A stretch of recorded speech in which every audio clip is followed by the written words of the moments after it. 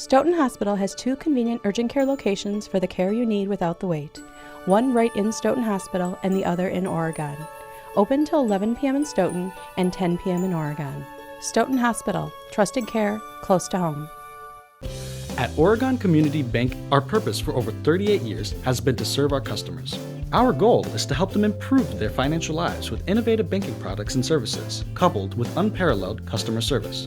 Doing banking the right way, bringing our skills and expertise to improve the financial stability to individuals and businesses is how we have grown. We call this Feel Good Banking. So give us a call. Drop into one of our convenient branches or connect online at OregonCommunityBank.com. Feel good about banking again. At Stoughton Hospital Sports Medicine and Rehabilitation Services, we know the value of teamwork and will provide you the personalized care you need for a successful recovery with 2 convenient locations. Stoughton Hospital, trusted care, close to home. This program is made possible with the funding from our generous sponsors.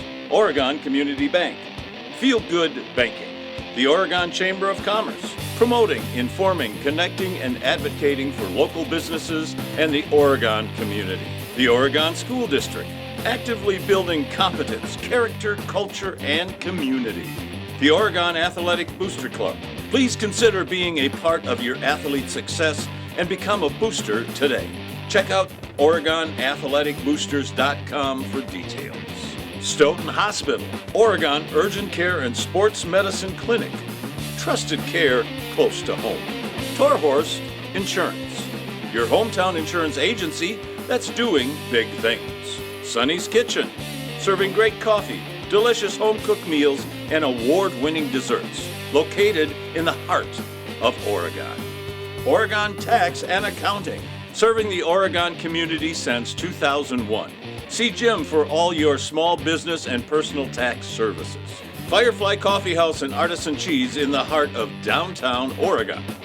Offering fresh bakery, daily lunch specials, soup and salads, along with hand-selected small batch Wisconsin cheese. Please visit our sponsors and be sure to thank them for supporting OCA Media Sports broadcasts of Panther Athletics.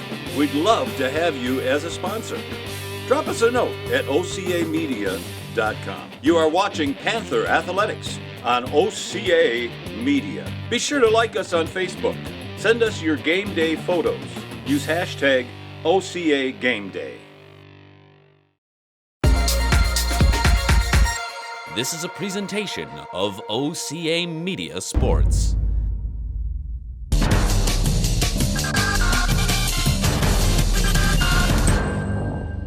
Roscoe's got a man with him. It's Franken. Sends it over. Franken, wide open shot and a score! OCA Media Sports presents Friday Night Live. Sticks with it, shoots and scores!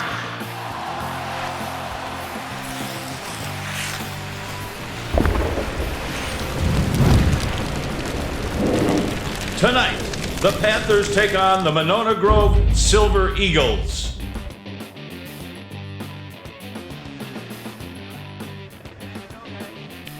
Good evening, hockey fans, and welcome to the Oregon Ice Arena for this Badger Conference South hockey game between the visiting Monona Grove Silver Eagles and your hometown Oregon Panthers.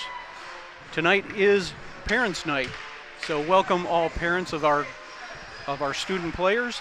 And my name is Pat McCormick, and I am joined here by Dan Krechek.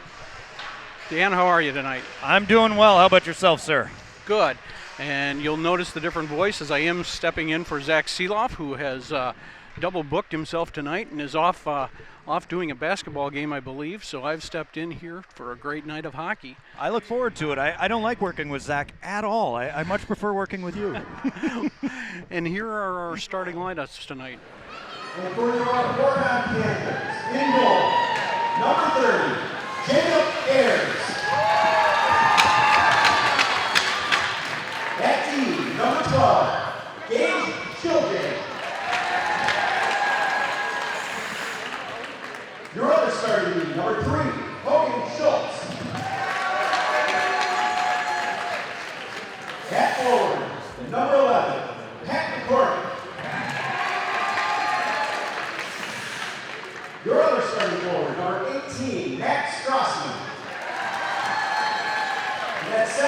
Number 20, Golden Irons. And the rest of your Oregon Panthers.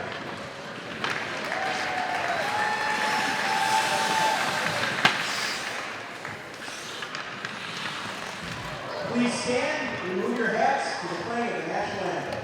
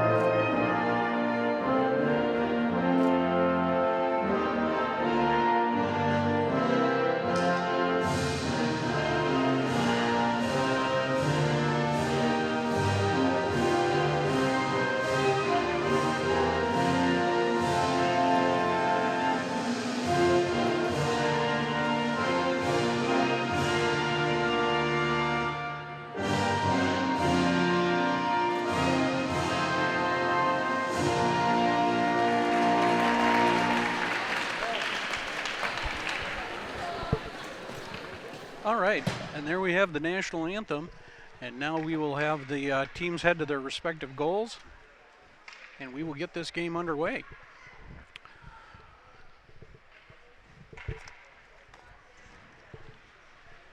So Dan, Monona Grove coming into this game 2-2 overall, 1-1 in the conference. Last week they were able to beat Milton 6-2 and then finish the week strong with a 4-1 non-conference win over Kenosha. This week's been a little different story, though, as they ran into defending conference champion Madison Edgewood on Tuesday and ended up losing that game 10-0. Yeah, anytime you go up against Edgewood, you know you have to bring your best game. Your lines have to be flying. You've got to make the best of every opportunity. And even when that happens, Edgewood is still generally going to get the best of you. Absolutely. And tonight, Oregon's coming into tonight's contest 4-2, 2-0 in the conference.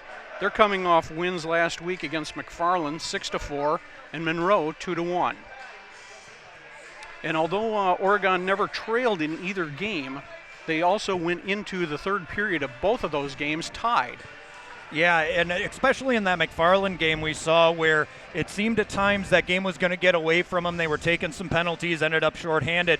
But in that first part of the third period, what you found was great penalty killing, amazing goaltending from Hunter Newton. Really carried them through that first few minutes, and then they turned it on and were able to find the back of the net. Roscos again being the key guy that everybody was looking to. Yep. And Oregon's going to start Jacob Ayers tonight. They're carrying 3 goalies this year. Jacob, the senior most in experience, and he will get the net tonight. Yeah, and watching Jacob play is great. He's a very calm goaltender, positional, stays really composed in net. And the face-off pulled back by Oregon and dumped into the Monona Grove zone by Gage Shiljan. Comes back to Gage, tries to get a pass across the midline, but can't. Redirects it through, brings it up to McCormick, who's going to try and pass across ice, gets deflected out. Monona Grove clears their zone. Back to Gage Shiljan, getting a lot of action in this first shift. Gage takes one hard into the boards, loses his stick. And when off a play like that too, you get it in the boards, a big hit is shot. The puck comes up into the slot, and Ayers, being very aggressive, very comfortable and composed, is able to come out. What really looks like an easy save is a lot more difficult than people think, and that's why Ayers has been such a good goaltender for the Panthers. Yeah, and I think that hit and that shift should get Shiljan in the game pretty quickly. I would agree. Back to play here. Oroz tries to send the pass cross ice to Frank and can't get it through again. We've had a number of those in this game already. We're seeing players across the ice just not able to connect. Zach Roscoe's fighting up the boards. Again, loses the puck. Monona Grove is able to keep it in. Michael Zandy chasing it into the corner, can't come up with it. Pulls it around to Oroz. Oroz back behind the net to Rush. Rush looking here, up the boards to Franken. There's a cross ice pass to Roscoe. Roscoe's going one-on-one. Makes his move, looking for the centering pass. Makes it to Oros. Oros can't get enough on it to get it towards the net. Yeah, that shift from Roscoe's is a good example of why he's a good leader out there. He held the puck, he was patient, took it in deep into the corner and looked for that outlet pass in the middle. Good patience is what you want to see from a center like that. Oregon making the change here. We've got Jake Fountain going to chase it into the near corner here. He's going to get helped by Drew Reynolds along the far board now as the puck caroms around. They leave it for Shiljan at the point. He dumps it down low. Sam Mueller there going to give chase and bring it around. There he's got the puck again, but can't hold on to it. Over to the near boards on Monona with Suski. Suski has got nobody down there to help him, so he loses it to Shiljan. Shiljan's able to clear the zone.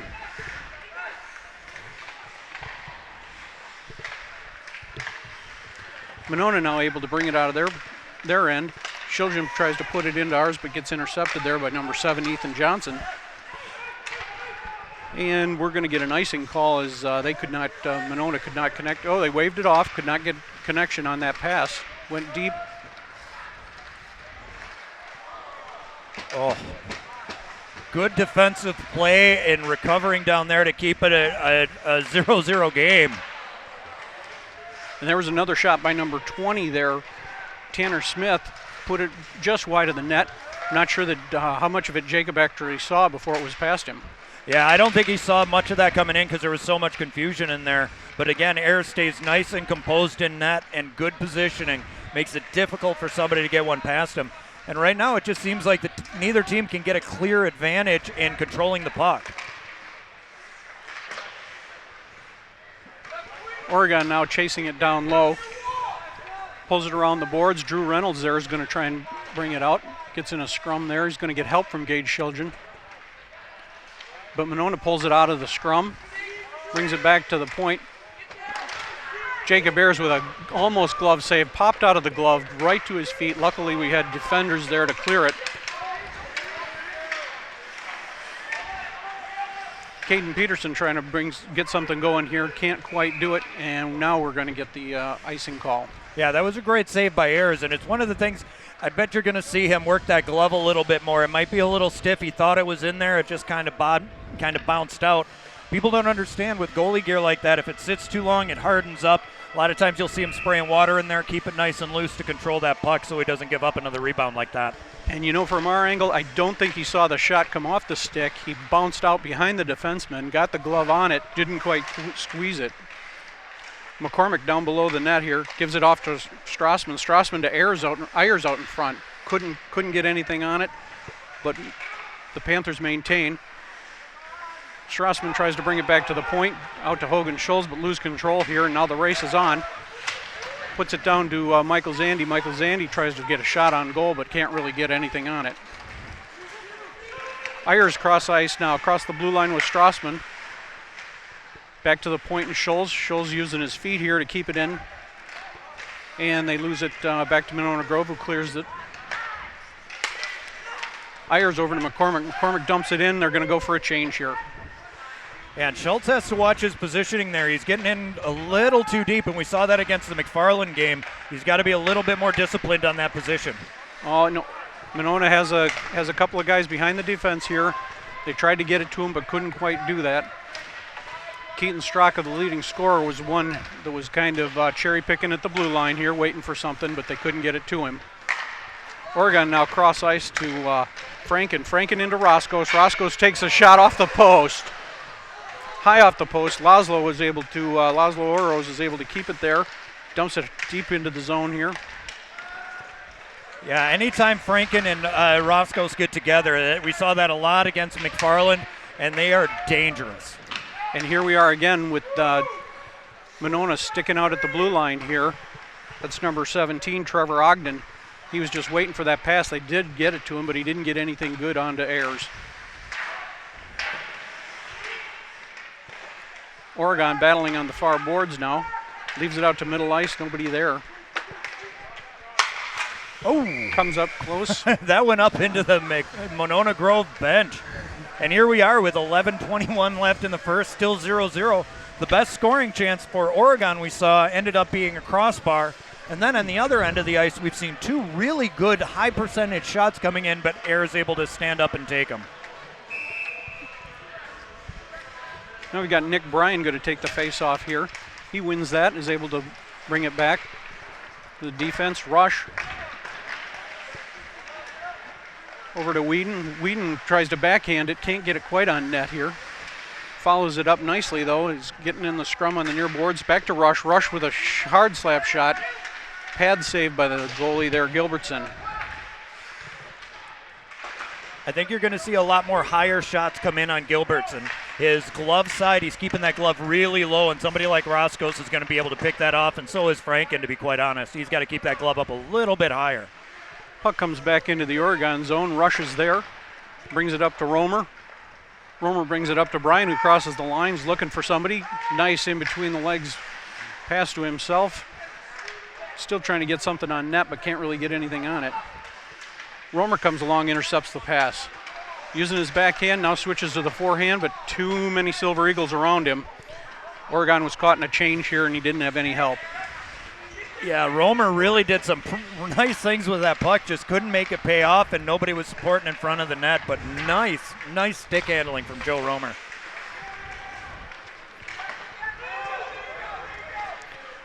Monona now dumps it down behind the net here. There's Shiljan here, brings it out to Sam Mueller. Mueller's up to Fountain. Fountain dumps it off. Looks like we're going to get an icing call as he let it go a little bit before the red line. Yeah, and that's one of those icings that's it's hard to take, but you can kind of see it. You think you're not going to put so much on it and maybe be able to move around the left winger, but you just couldn't do it, and it goes a little far. But it also gives a chance for Oregon to set up the look they want breaking out of their zone. And that's been one of the issues we've seen, is their breakouts haven't been as crisp and as clean as we've seen in the past. Off the face-off, Oregon controls back to Shiljan. Shiljan brings it around the near boards to Reynolds. Reynolds not able to get it going forward here. Gets it back behind the Oregon net. There, Keaton Straka is doing some back and forth there, but really has nowhere to go. Too many Panthers on him. Sam Mueller with a nice outlet pass here to Drew Reynolds. Drew's bringing it across the blue line. Puts it in very lightly towards the net. Can't get Sam Mueller there to tip. Fountain's able to backhand that. Can't control, though. Drew Reynolds with a pick-off play. He's going to battle down low for it. He's going about 1-on-3 here.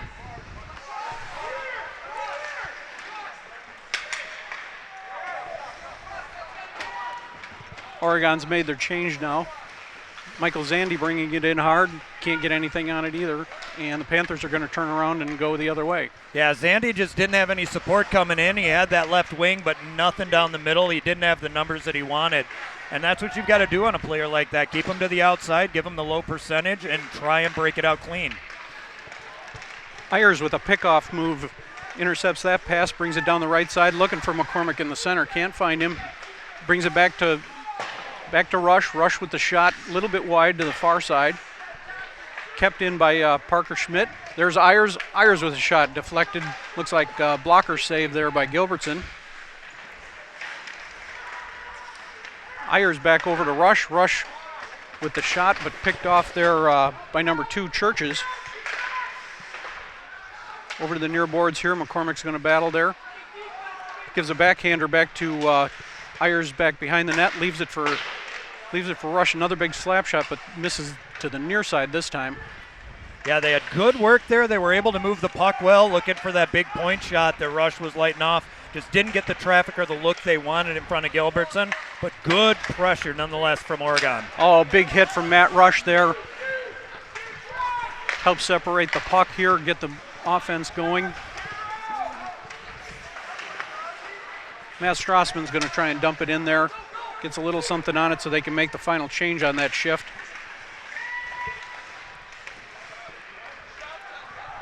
Tanner Smith now with the puck down below. Just missed number 8 there, Brady Gonzalez. And now Laszlo Oro's coming in. It hits the post and it deflects in.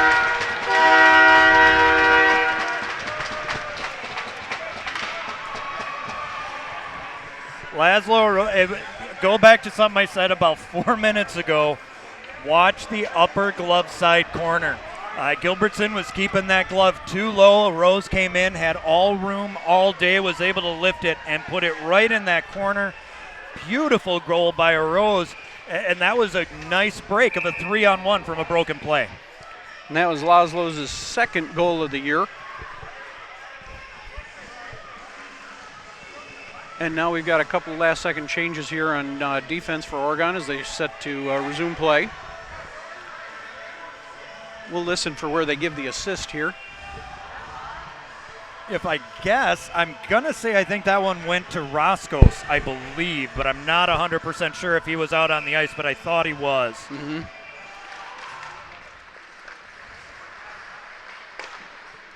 Monona Grove wins the draw this time. They bring it in over the line. Zandy's chasing it hard. He's out there with Keaton Straka.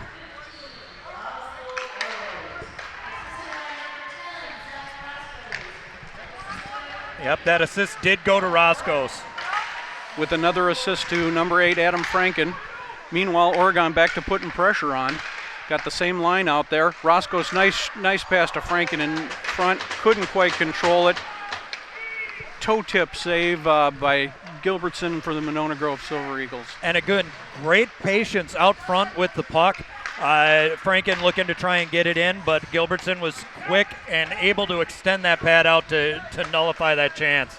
Roscoe's with the no-look pass over to Laszlo. Laszlo brings it in over the blue line, takes the shot.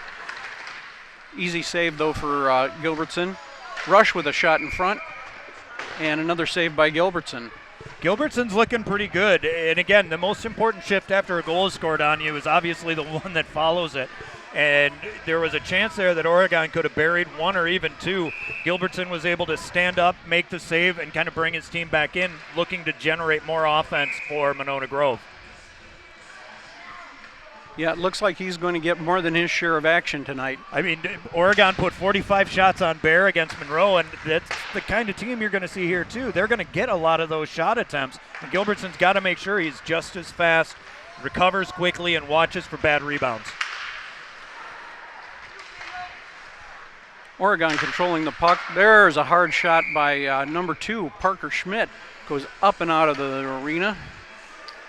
And that's something that really Oregon has been missing since Hefty graduated 2 years ago, is a really powerful point shot. But we're seeing some good stuff come out of Rush. We're seeing a lot of good stuff come from Patrick Schmidt.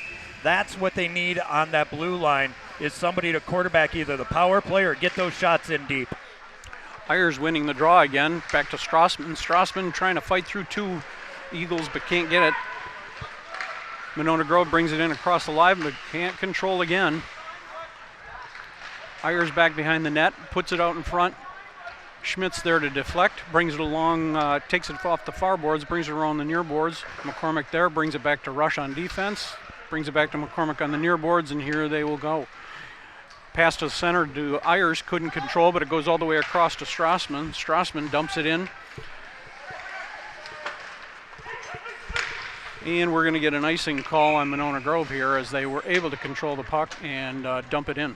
And that's almost what you call a panic icing. The puck was coming in, pressure was coming from the Panthers. They didn't really have anybody to move it to. They just needed to get it out of their zone. And we've seen that when teams feel like they're kind of on one skate a bit to try and regroup and generate, again, another scoring chance coming out. Yeah, and they're able to recollect back in their own zone, however, see what they can do with it. And they do win the draw, and they bring it out hard. Number 20, Smith, trying to bring through 3 Panthers, can't quite get it through. Drew Reynolds trying to bring it up, but comes through a mess of Silver Eagles that are able to take the puck away. Brady Gianthalis across ice pass, not quite there to Tanner Smith. Brings it back to Drew Reynolds. Drew Reynolds finds Sam Mueller at the center ice. He's going to bring it in. Gets picked off there by number 15, Dawson Dutcher. Dutcher's able to bring it in across the blue line, take the shot using Hogan Schulz as the screen, but ends up putting it wide.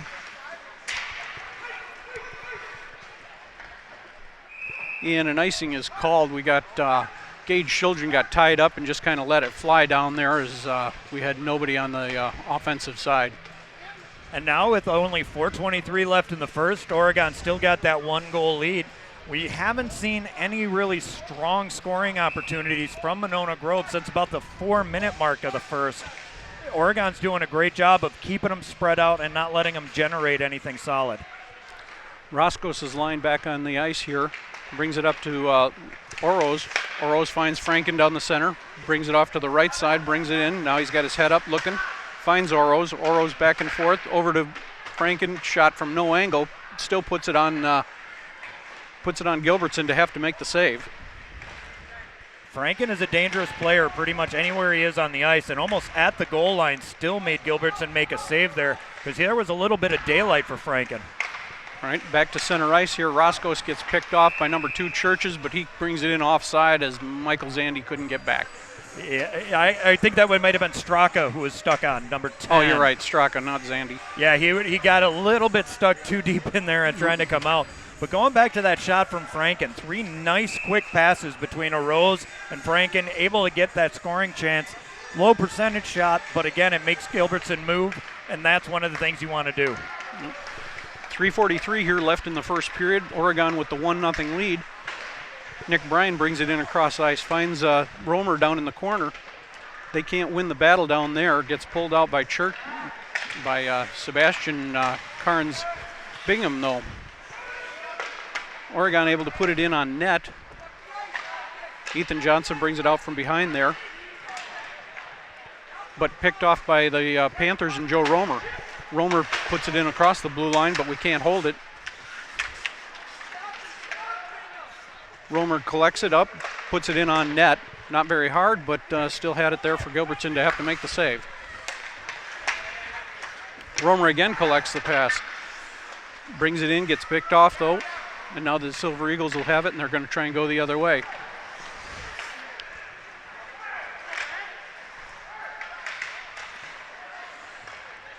It really looks like Monona Grove's having a hard time communicating out in their zone, trying to get breakouts going.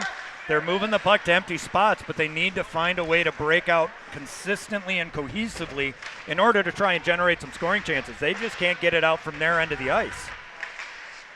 Ayers from behind the net puts it out to Strassman. Strassman, nice shot, gets deflected up into the glass, takes a hit along the near boards, and Rush delivers one himself. Ayers back there chasing. Puck goes all the way down, and Jacob Ayers covers. Yeah, and a little bit of pushing and shoving after. It looks like Tanner Smith was trying to get in there a little bit as the whistle was going. You're starting to see some hits pick up from Monona Grove. I think they're getting a little frustrated because they're not finding a clear way through the neutral zone, and Oregon's exploiting that. There were 2 good scoring chances in that last shift because they couldn't get it out. 2:14 here left in the first period. Puck gets put behind the Panther net here. Ayers tries to get it out, deflected over to Strassman. Strassman to the center, gets it all the way through to McCormick. McCormick tries to one-hand it but can't carry it in. Hogan Scholes, however, chips it in, chases in off the blue line here. McCormick will stay back on defense here and wait for him to get back. Ayers intercepts Monona trying to come out of the zone with it. Tries a no-look backhand to Strassman, but a little bit wide. Strassman fights hard and is able to maintain the puck down in the Monona Grove zone. Strassman's still fighting down there, but can't hold it now. Comes back up. Scholes is able to gain control and get it out. Roscos' pass is tipped up by Tanner Smith there, and he is able to bring it in. But McCormick grabs it, dumps it in for the change as he got stuck out there. Franken in on it now. Puck goes all the way down. Icing is waved off by the officials as Gage Children brings the puck out from behind the net. Brings it up to Laszlo. Laszlo looking for Franken across ice. Can't find him. It's going all the way through. They wave off the icing again.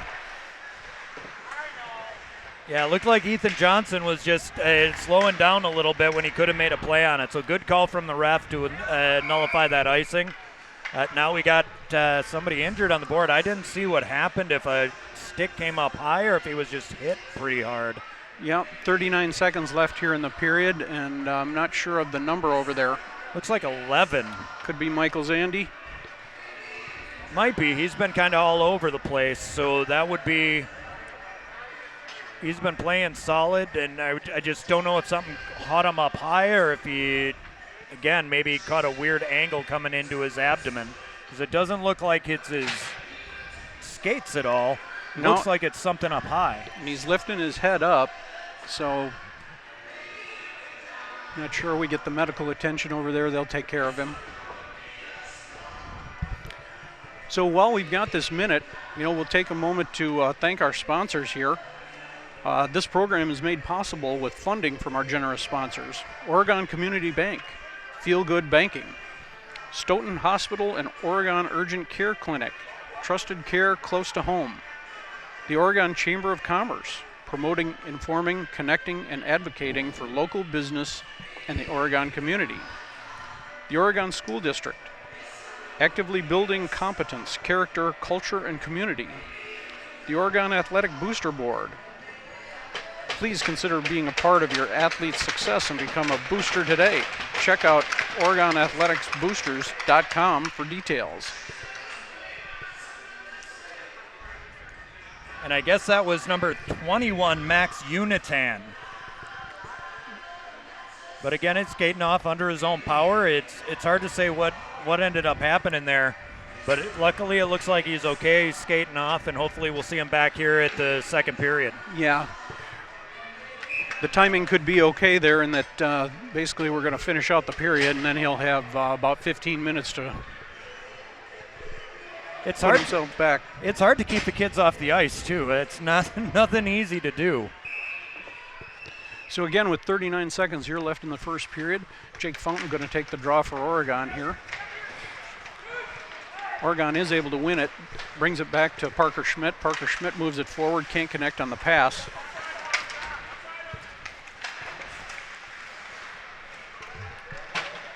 Oregon brings it to the near boards here where Monona Grove is able to collect it. He's able to put it forward up here to Trevor Ogden. Ogden's going to try and put it in on net. He does so. Ayers has got to make the save, but a pretty easy one at that. Another shot that comes in that Ayers is unable to kind of keep collected. You wonder if he's feeling the puck all right tonight, because usually we don't see him drop pucks like that are coming in. He usually feels the puck really well, but there have been a couple that have come in that have gotten away from him, so you almost wonder if he's not feeling it as well. Yeah, Dawson Dutcher with that shot that had a little more on it. 6 seconds left here as Monona Grove tries a desperation shot to try and put something in, get something acting going, but unable to do so. Puck goes wide of the net, and we finish the first period with a 1-0 Oregon Panther lead. That was a good period all the way around for Oregon. They have to be happy. They played disciplined. They moved the puck pretty well. Little bumpy start at first, keeping control, but as the period wore on, that number one line of Roscoe's, Franken, and Arose really dominates again, as it has in the previous couple games, where they're able to work their way in and get the shots that they want, and this time they got one to fall. Absolutely, and I think that the pressure was definitely on the Monona Grove side of the ice for the first period. We'll see in the second and thirds if they can keep that up. We know that in the last couple of games there has been a little bit of a letdown in the second period. They do come on in the third to right the ship, as it were, but typically in the second periods lately we've caught our breath and allowed some things to happen to let teams get back into games. Yeah, and they have to avoid that. They've got to make sure they're playing disciplined.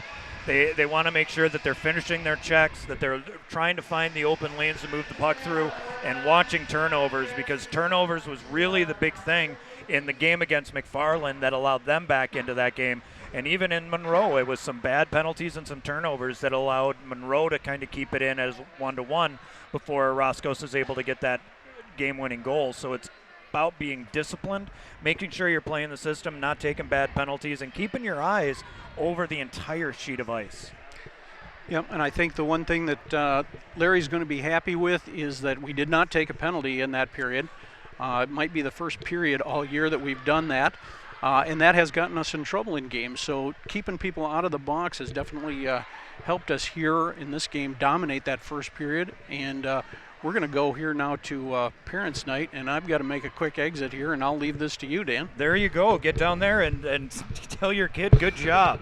So as we finish up again the first period, 1-0 Oregon on a great goal from a Rose. Roscos and Franken with the assist.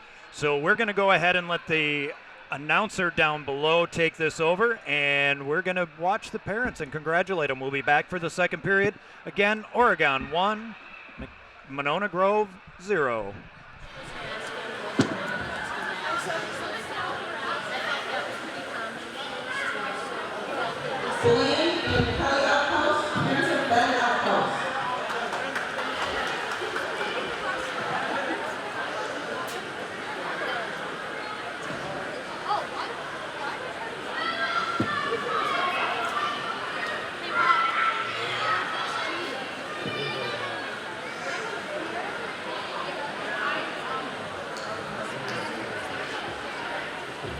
Pam and Jen Bryan, mother and sister of Nick Bryan.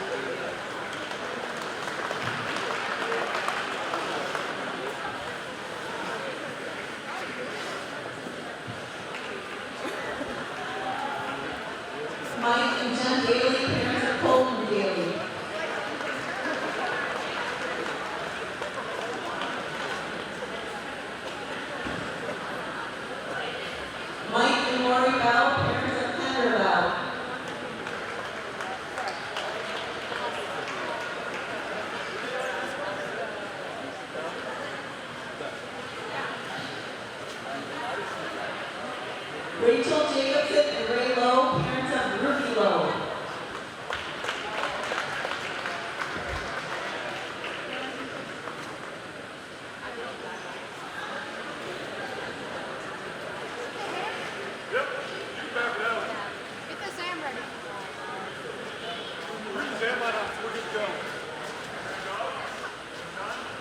Yeah, there's 2 more parents. Here we go. So bring it on out.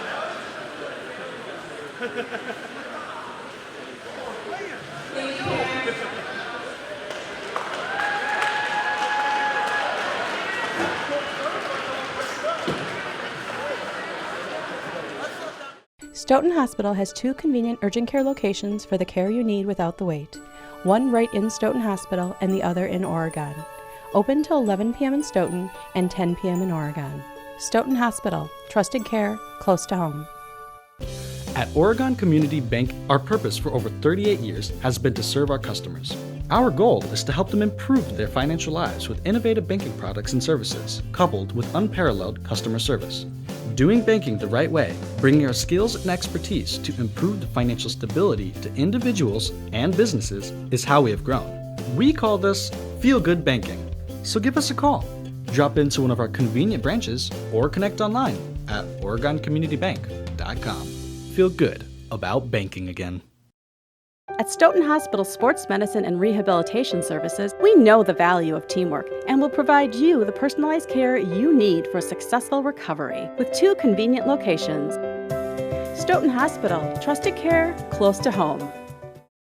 This program is made possible with the funding from our generous sponsors. Oregon Community Bank, Feel Good Banking, the Oregon Chamber of Commerce, promoting, informing, connecting, and advocating for local businesses and the Oregon community. The Oregon School District, actively building competence, character, culture, and community. The Oregon Athletic Booster Club. Please consider being a part of your athlete's success and become a booster today. Check out OregonAthleticBoosters.com for details. Stoughton Hospital, Oregon Urgent Care and Sports Medicine Clinic. Trusted care close to home.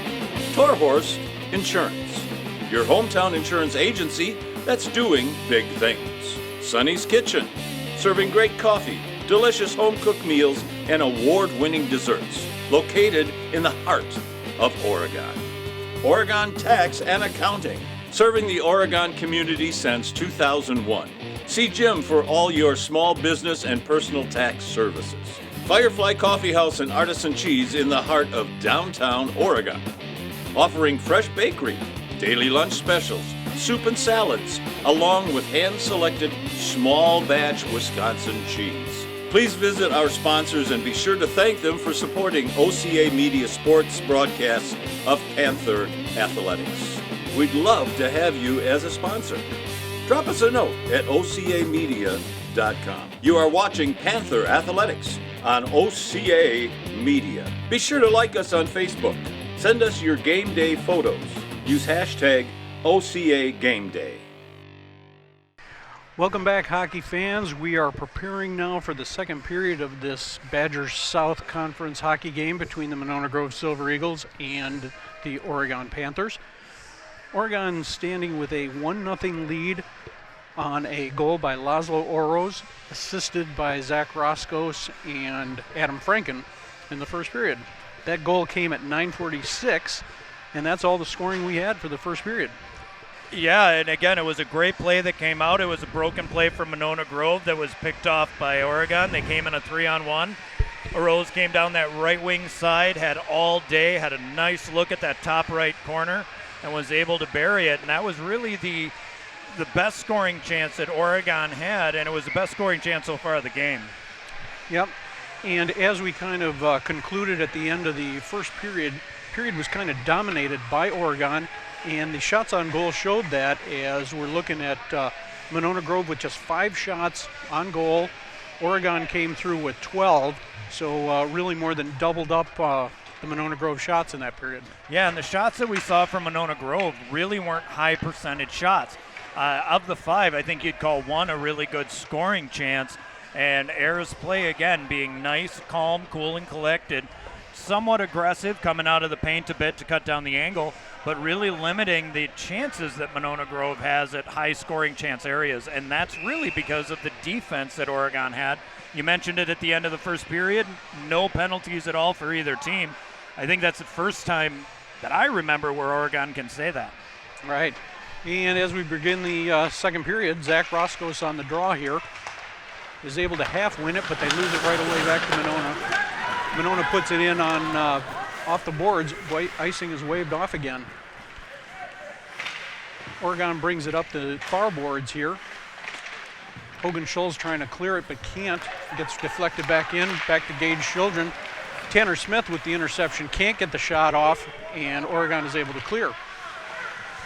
Yeah, Rose was all alone breaking up the middle. Monona Grove completely missed it, and you could see the eyes get really big for Oregon to move that pass up. They just couldn't get it past the defense. But again, Monona Grove has not been able to capitalize on any of the turnovers. They're not finding good communication out there. I think they need to slow it down a little bit, get the looks they want, and carry it in. Otherwise, Oregon's going to pick them apart. And it does look like we jinxed them, as Gage Children is called for the hook at 33 seconds of the first period. So he's going to do 2 minutes here, and the Oregon Panthers are going to be shorthanded. One thing to point out, again, we did say they didn't have any penalties leading up to this, but that's not a bad penalty to take. It's a defensive zone penalty. Monona Grove was looking to get something set up. So that's a penalty I'll take, as opposed to an offensive zone penalty or some type of retaliation. Right. More issues in the face-off circle again. Yeah, we've gone back and forth a couple of different times here. Monona Grove's going to have to change centers here. They're going to bring in 20, Tanner Smith. He's going to take the draw here. Oregon wins it back. Matt Rush is going to try and fight for it. Can't come up with it. Ties up his man, is able to take it and then clear the puck down. Matt Strassman racing forward, is able to gain control, brings it all the way back. Colton Ayers able to gain control, and he's going to go in shorthanded. He's got Strassman there, brings it all the way back to Hogan Scholl's, across his own blue line. They're going to play with it for a minute. Hogan takes it, fires it all the way the length of the ice, killing off a couple more seconds. Matt Strassman able to beat the puck down there, is able to handle it, tries to throw it in the center just because. And that was such a smart play by Colton Ayers. He could have moved it forward, but instead kept it moving back, eating up more power play time. And now they've eaten up almost half of it. Monona Grove really hasn't had a good chance. 57 seconds left on the penalty to Gage Children. Here's number 20, Tanner Smith, brings it in, tries for the backhand to the near side, can't get it through. Ayers looked like he had it for a moment, but dropped to the puck actually dropped to the bottom. I think the ref lost sight of it and had to blow the whistle. Yeah, and that's a smart whistle. You've got to make a quick whistle on that. Otherwise, you put a goaltender in danger to a degree. But I just get the feeling like Ayers is not feeling the puck against his pads all that well tonight. That's the third one that he's kind of let loose. Sam Mueller able to connect that one and send it down the length of the ice. You got Drew Reynolds down in the Monona Grove zone fighting for it, able to waste a couple more seconds of time off this penalty. Monona Grove brings it across. Straka's got it. He's going to come in full speed. Runs into Caden Peterson there. Bouncing puck that Parker Schmidt deflects wide. Monona Grove got away with one there. That was definitely, that was offsides, but it was a bad position for the linesman, and they got away with it. Lucky for the Panthers, they were able to clear it out. 7 seconds left on that penalty. Gage will be coming out here in a moment here. Meanwhile, Monona is able to center the puck there to number 12. That's Sebastian Carnes Bingham. He puts it in on Jacob Ayers, makes him collect the save. Didn't really have much on it again, but was trying to stuff it through him. Yeah, he was hoping Ayers was going to make a little bit different of a move. And I keep talking about how comfortable and confident he is in net. He doesn't get rattled. He stays nice and calm. And that makes it very difficult for a forward to come in and get any type of good shot. And you saw what Coach Clemens there did, during the penalty, he did not have his first line out there on the penalty kill. He kept them together, so now they are out there in full strength as a legitimate line. So you've got Franken here fighting for the puck down low. He's going to put it behind the net to Roscoe. Roscoe brings it up. Rush takes a shot up over the net, just misses. There's a one off the post by Roscoe. Franken comes in with a high check. Is able to get away with that one, and Monona clears, and they're bringing it up the near boards. They bring it in onside, but lose the puck there to Hogan Schulz. Passes over to Matt Rush, who brings it in. Franken carries it in. Laszlo Orosz tries to find Franken on the far side, but can't. That line is so creative when they come in. There you saw 3 or 4 really nice passes, and the last pass back to Franken, I don't think Franken thought that was coming back. I think he thought Rose was going to take that shot. Yep, he was looking for a rebound rather than the pass. And they are so creative in there that Monona Grove is going to really have to try to adjust to that line because they can burn you just about every way.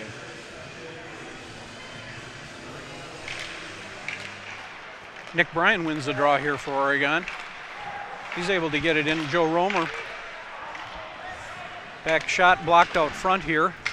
Number 21, Max Uniton. Good to see him back on the ice after the period break. He might have got an extra couple minutes to recoup there as the parent night drug on a little bit, and he was able to catch a couple extra minutes to get himself together and back in the game. Absolutely. You never want to see anybody out of a game.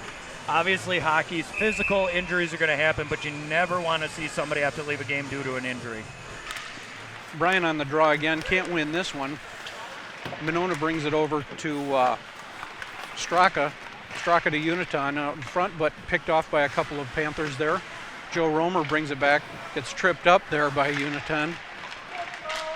Romer's able to get it forward to Bryan. Bryan brings it across the red line, is able to leave his man for a moment here. He's going to get a shot and puts it on net, puts it on the pads there of Gilbertson. They were looking for that rebound off the pad, and they just didn't have anybody there. And now you're going to get Oregon going to go on the penalty or on the power play here from a trip. Yep. Jacob Ayers comes off. They're going to try and regroup here.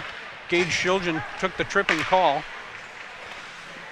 Nick Bryan's going to control it out at center ice. They're going to try and put something together. Can't find an opening, and gives it up to Keaton Straka there, and that'll call the penalty. In the game against McFarland, they had that again where they had pulled Hunter Newton, had about 20 extra seconds with a 6-on-5 out there, and were able to find the back of the net.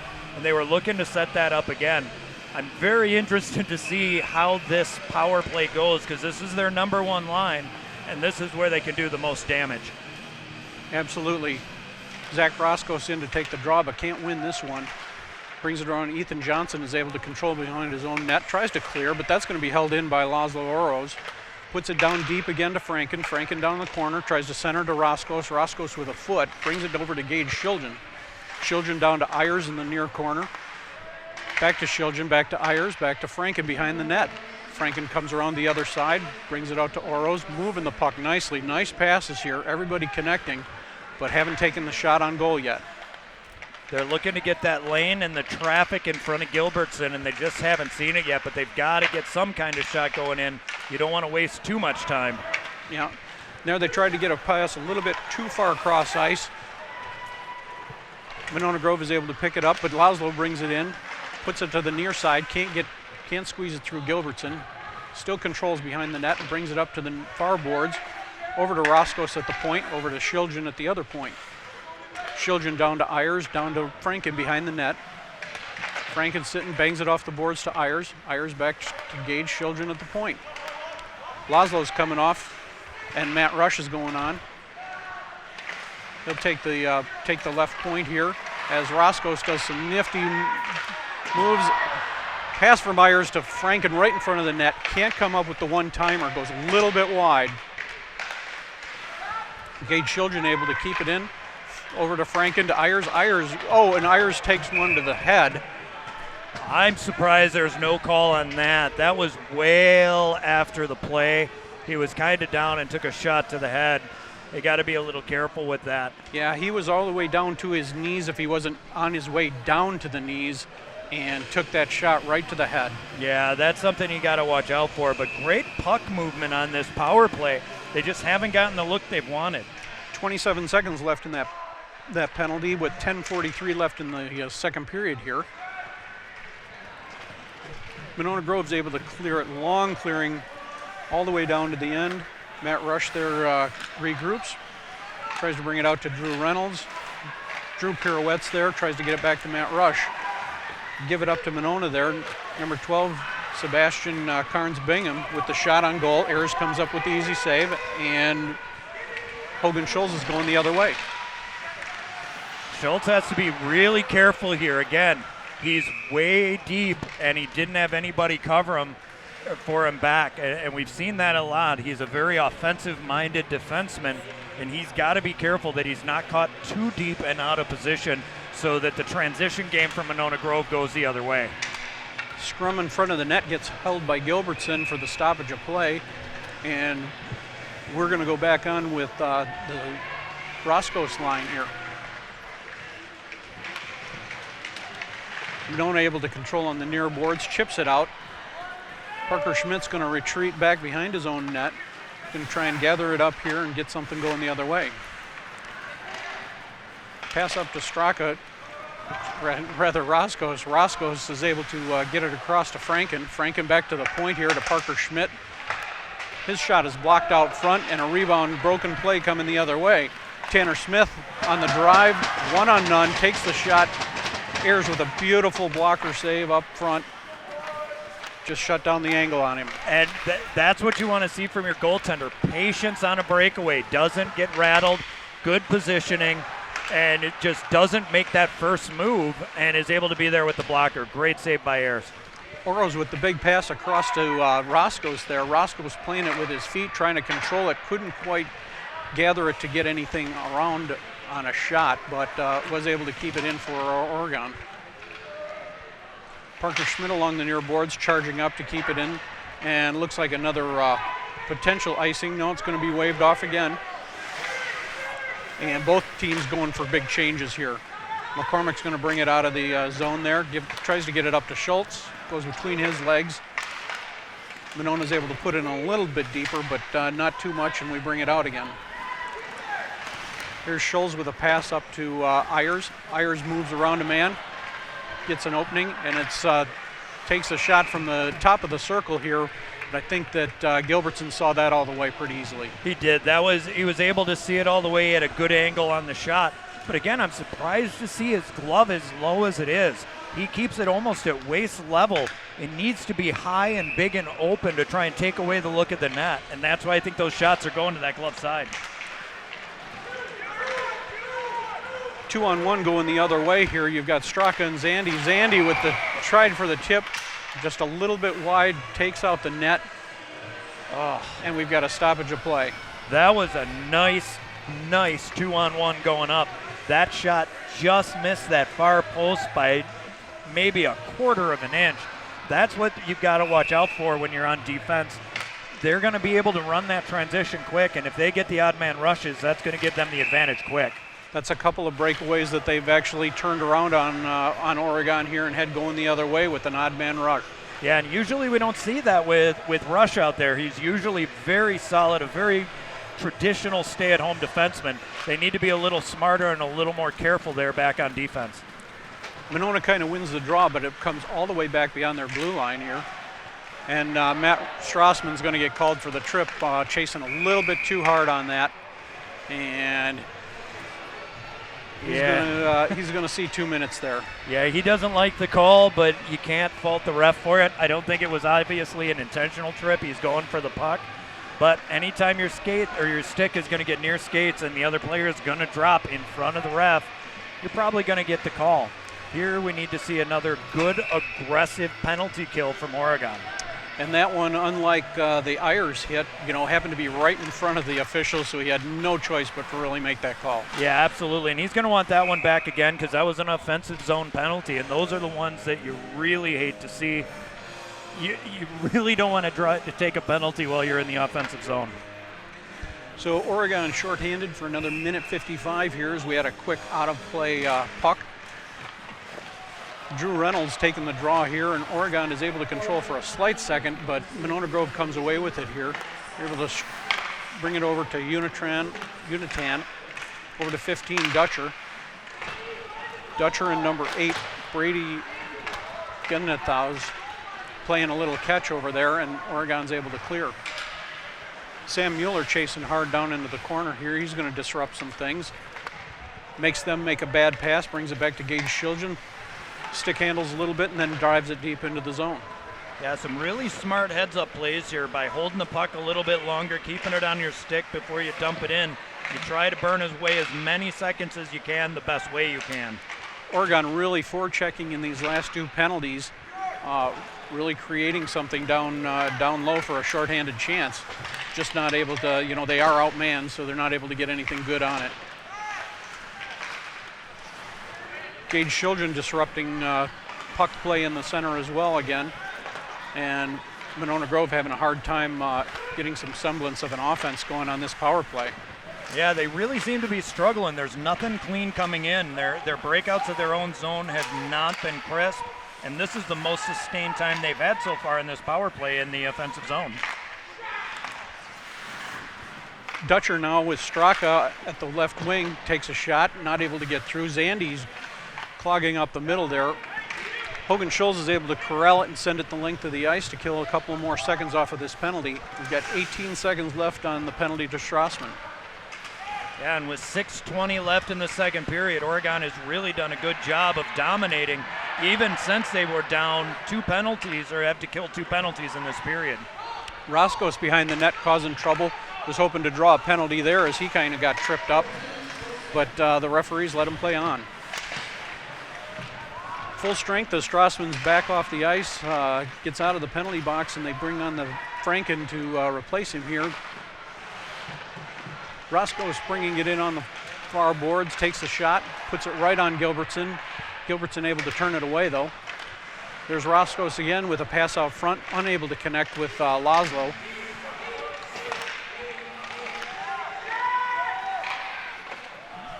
And there's another one where that puck comes in. I'm surprised that he hasn't watered down that glove a bit. That could have been an easy glove save. Instead turns into a deflection back out front.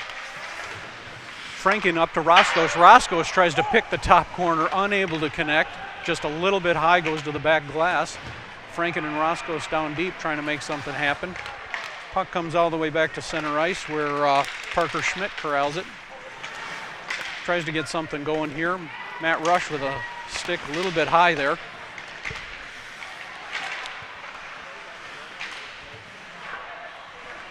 Matt Rush back at the point now with the shot. Gets put to the ice after getting the shot off, but a pretty hard hit there that he took.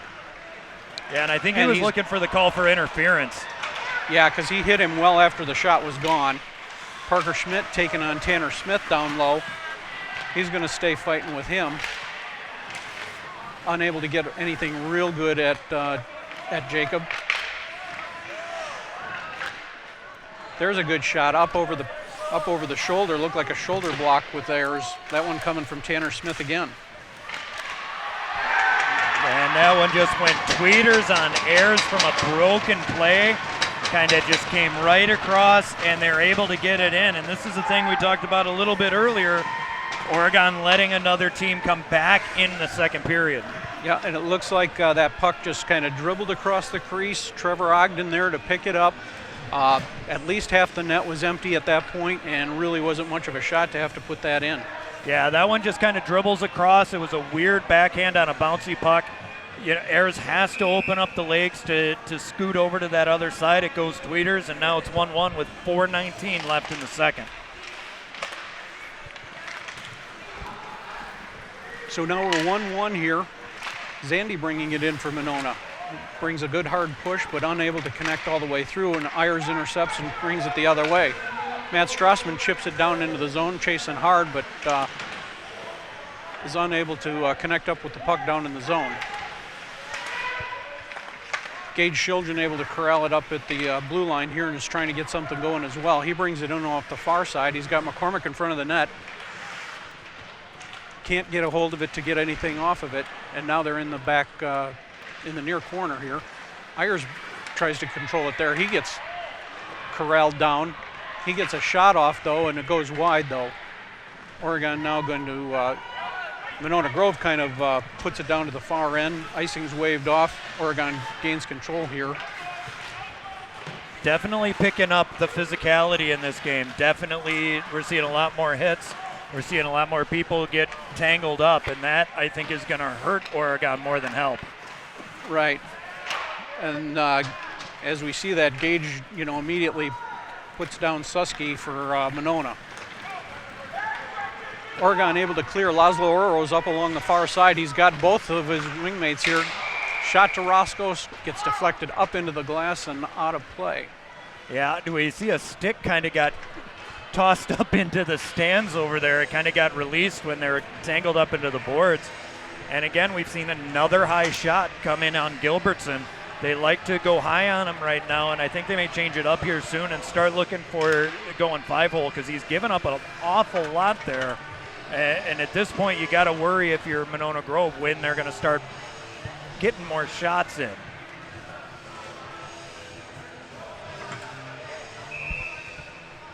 Roscoe's on the face-off here. Can't quite come up with it, but does get the rebound back on the near boards. Little give and go to Franken behind the net. Leaves it for Schulz out front. His shot can't get through. Gets deflected out front by Ethan Johnson, and he's able to clear the zone. Oregon able to intercept the puck, bring it over. Franken sees something but can't reach Roscoe on the far end. Didn't have enough on the pass there. Schulz comes up and sends it in. Takes another hit. Oregon on the change here. They're going to try and keep it in. McCormick takes a shot up over the bar. Just a little too much on that. Yeah, they're seeing what I'm seeing here as far as trying to get it in that top part where he's keeping that glove way too low.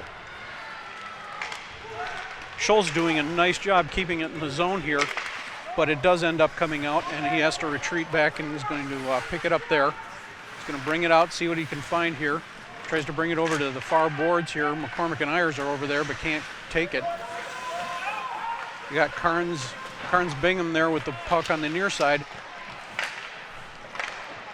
Schulz able to clear it out of the zone, and Monona will have to retreat, tag up, and now they're heading back in. A couple of changes on their line.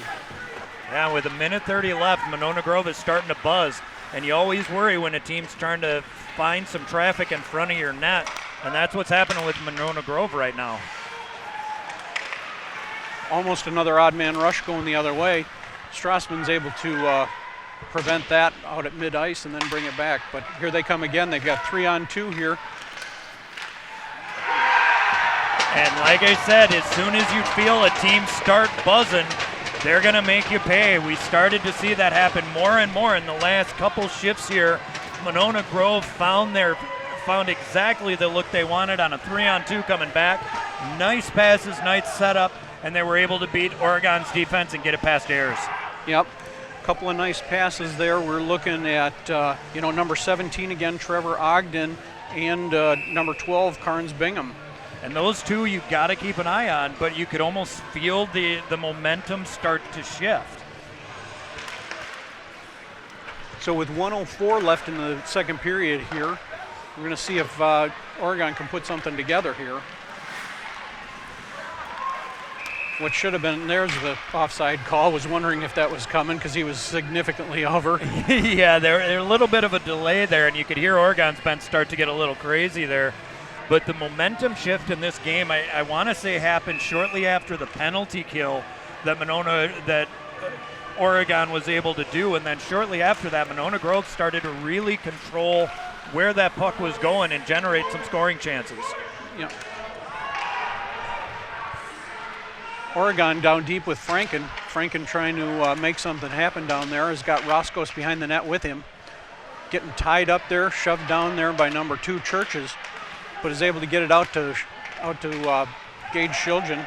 Shiljan's able to keep it. Steps on the blue line, but Franken's in too deep, and they've got to retreat to prevent an offside. 20 seconds here left in the second period here. Going to try one last rush. Can't get it up as the pass does not connect with Franken.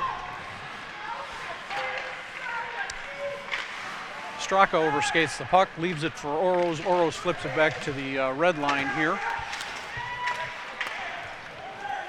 Shiljan and Zandy meet up there for a little hit, and that will end the period. If you're Monona Grove right now, you're really happy with the way that period went. If you're Oregon, you're feeling a little deflated because you controlled most of that period, but Monona Grove ends up burying two and going up 2-1. Yep, just a couple of misplays on Oregon's part down in their own zone. A couple of lucky bounces from the Monona Grove side, and there you have it. And that's why you've got to be really careful when you're in your own zone moving that puck around. There was so much traffic in front of Ayers. There was a lot of confusion, and that is generally going to hurt you more than help you. Absolutely. So we will go to break here again, and we'll be back in a couple of minutes to talk about the third period and what we've got coming up then. So 2-1 Monona Grove right now after 2 periods. Stoughton Hospital has 2 convenient urgent care locations for the care you need without the wait. One right in Stoughton Hospital and the other in Oregon.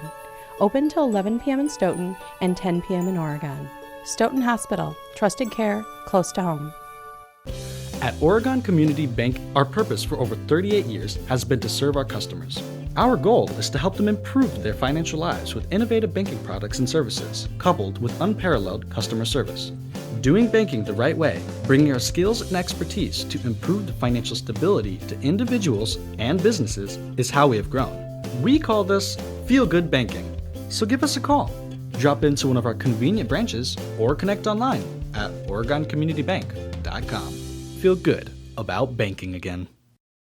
At Stoughton Hospital Sports Medicine and Rehabilitation Services, we know the value of teamwork and will provide you the personalized care you need for a successful recovery with 2 convenient locations. Stoughton Hospital, trusted care, close to home. This program is made possible with the funding from our generous sponsors. Oregon Community Bank, Feel Good Banking, the Oregon Chamber of Commerce, promoting, informing, connecting, and advocating for local businesses and the Oregon community. The Oregon School District, actively building competence, character, culture, and community. The Oregon Athletic Booster Club. Please consider being a part of your athlete's success and become a booster today. Check out OregonAthleticBoosters.com for details. Stoughton Hospital, Oregon Urgent Care and Sports Medicine Clinic. Trusted care close to home. Torhorse Insurance, your hometown insurance agency that's doing big things. Sonny's Kitchen, serving great coffee, delicious home-cooked meals, and award-winning desserts, located in the heart of Oregon. Oregon Tax and Accounting, serving the Oregon community since 2001. See Jim for all your small business and personal tax services. Firefly Coffee House and Artisan Cheese in the heart of downtown Oregon. Offering fresh bakery, daily lunch specials, soup and salads, along with hand-selected small batch Wisconsin cheese. Please visit our sponsors and be sure to thank them for supporting OCA Media sports broadcasts of Panther Athletics. We'd love to have you as a sponsor. Drop us a note at ocamedia.com. You are watching Panther Athletics on OCA Media. Be sure to like us on Facebook. Send us your game day photos. Use hashtag OCA Game Day. Welcome back, hockey fans. Pat McCormick here with Dan Graycheck. We are 2 minutes away from the start of the third and final period here in the Badger South hockey game between Monona Grove and the Oregon Panthers. We saw the second period here where Monona Grove was able to capitalize on a couple of nice bounces, couple of bad plays by Oregon on the defensive end, and score a couple of goals and take a 1-goal lead here going into the third. Yeah, Oregon really dominated a majority of that period, but you felt that momentum shift right after Oregon was able to kill that penalty, and Monona Grove was able to capitalize. One weird fluky bouncer that they were able to get tweeters on Ayers, and then that second go-ahead goal was a nice 3-on-2 that came up, couple nice passes, and were able to put it past him. Oregon's got to make sure in this period that they come out a lot more disciplined. They want to play the body, but they need to make sure they're separating the player from the puck, not getting caught pinching as a defensive player. If you're on defense, don't activate unless there's a good lane and somebody's going to come back for you. So Oregon's really got to play, once again, catch up in this game, but they have to play a little smarter, a little bit tighter, and a little bit more disciplined. And we're going to find out if Coach Larry Clemens here can stir up something here for this third period. And it has been in the last, this season, the third period has been a friend to the Panthers. Their goal scoring has been dominant in the third period, scoring 10 goals to their opponent's 6 in the 6 games they've had. So if this is the time to turn it on, we know how to do it. Absolutely. Third period they're a third period team. I mean, as a coach, you want to say, my team plays 3 straight periods, 3 full periods. They really seem to put it together in the third. They've had great goaltending from Ayers. You really can't blame him for either of the goals. So they've got everything they need. They just need to try and capitalize as much as possible. Roscoe is going forward with the face-off on this one. Was able to win it and take it in over the blue line, but can't get the shot away. 14, Connor Handel brings it in for Monona. Gets tied up behind the net, loses the puck to Gage Shiljan. Shiljan finds Oroz on the right side of the line. He waits, finds Shiljan. Shiljan with the pass. Franken there for the rebound, can't put it away, but continues to fight for the puck. Monona is able to gain advantage of it, bring it out past their blue line. Laszlo grabs it and dumps it in. Roscos is going to give chase down there, but can't catch up with it. That first line can hurt you so many ways, and we almost saw him do it again there. Franken, Rose, and Roscos know where each other are on the ice. They're very creative, and that's got to make you worry if you're out there. Strassman able to steal the puck and dump it in deep, and Oregon's able to get a shot on goal there. Not very effective, went right to the chest of Gilbertson, but a shot on goal nonetheless. They may want to try and get those shots a little bit lower, try and look for the rebound off those big leg pads. They've got the traffic in front of the net to be able to pull that off. Parker Schmidt able to hold it in from the point for Oregon. Sends it all the way around to Strassman. Strassman back to McCormick behind the net, who leaves it again for Strassman. Strassman tries to bring it back out to the point. Rush is able to get it there. Ayers and Rush back to McCormick. McCormick takes a shot, gets blocked out front. Rush is able to keep the puck down deep. It's caught a little bit out of position, got Ayers back on defense here, but they are getting shots on goal. Matt Rush able to chase back as Monona brings it in over the line. No serious threat there, but they were able to bring it into the Oregon zone. Yeah, Rush was playing up really deep there on defense, was able to hustle back in the transition and get a good hit in. They need to be a little more careful with that going further in this period. Oregon having a little trouble getting it out of their zone right now. Here, there's a little bouncing knuckleball that Ayers is able to corral here. I don't know that it would have gone in anyway, but it was a dangerous shot. Yeah, that one was coming in low. It looked like it was going to go wide. He was able to get his big pad on it and kind of knocked it down. But again, that's what you want to see. You want to get those kind of looks, have the goaltender make the save, look for the rebound. There just wasn't enough traffic in front and nobody there to get that rebound. Just under 15 minutes left in the game here, or at least in regulation here, as Shiljan brings it up. Gets it deflected back to center ice here where Franken's going to pick it up. He's going to bring it in over the blue line. He's got Laszlo Oroz over to the right. He's got Roscos in the center there. Roscos with the backhand. Finds Franken. Franken back to the point and Scholes with the shot up in the neck of Gilbertson. Gilbertson able to corral it and make the save. Yeah, Gilbertson saw that one all the way. There was no traffic in front of him. He's going to make that save 99 times out of 100. You want to get a little more traffic in front of him before you launch that shot or look for some type of rebound low. Right. Roscoe's able to reverse this one, and Scholes with the knuckler.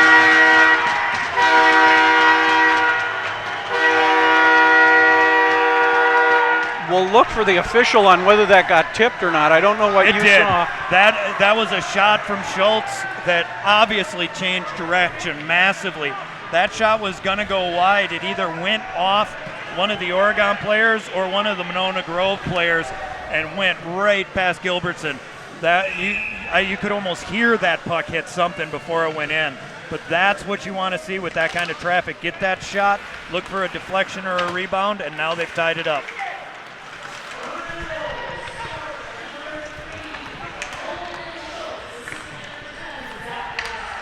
So they did give the goal to Scholes, so it must have been tipped by a Monona Grove player out front. Which again, they work just as well. Get those shots, look for it to bounce as much as possible. So Strassman brings it in over the line, can't control, loses the puck, brings it out past the blue line again. Joe Romer takes a big hit there. But Oregon controls at the red line. Matt Rush lifts it up, sends it down deep. Oregon chasing into the corner. Romer there. Puts it across the other side. Can't control there. Brings it across the midline here, going the wrong way, and Franken is able to reverse the field. He's going to bring it in. Can't get it around him, but Roscos is there to chip further deep into the Monona Grove zone. Monona Grove able to put something together here as they bring it out to Straka. Straka's got 2-on-1 with Smith, but can't connect as it just deflects off Smith's stick just a little bit deep. Monona Grove still in control of the puck here as it goes battling between some skates here, but they are able to control, but Roscos is able to pick it up, brings it across the line, takes it down deep, leaves the centering pass for Oroz. Oroz can't get it much on it. They're still able to get it over to Roscos on the right side. Deflection lands right in the center of the ice, right in the center of the net, where Franken is able to pick it up, but can't find anybody to pass to. Yeah, each side they're getting in deep and they're getting some good looks. They just can't capitalize on that last pass to try and get a shot off, and that's happened to both teams so far in the past couple shifts.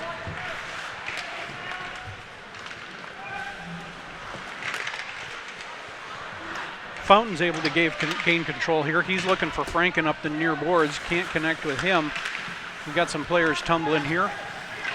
Scholl's able to grab it. Puts it off the far boards here, trying to ricochet off to Fountain. Fountain chasing. Can't control. He's got Ethan Johnson there with the puck. Deflection ends up going deep on Monona again, back behind their net. Gage Children able to keep it in. Sends it across to the near corner here. Drew Reynolds able to catch and drop there, but can't control the puck as he's checked into the boards.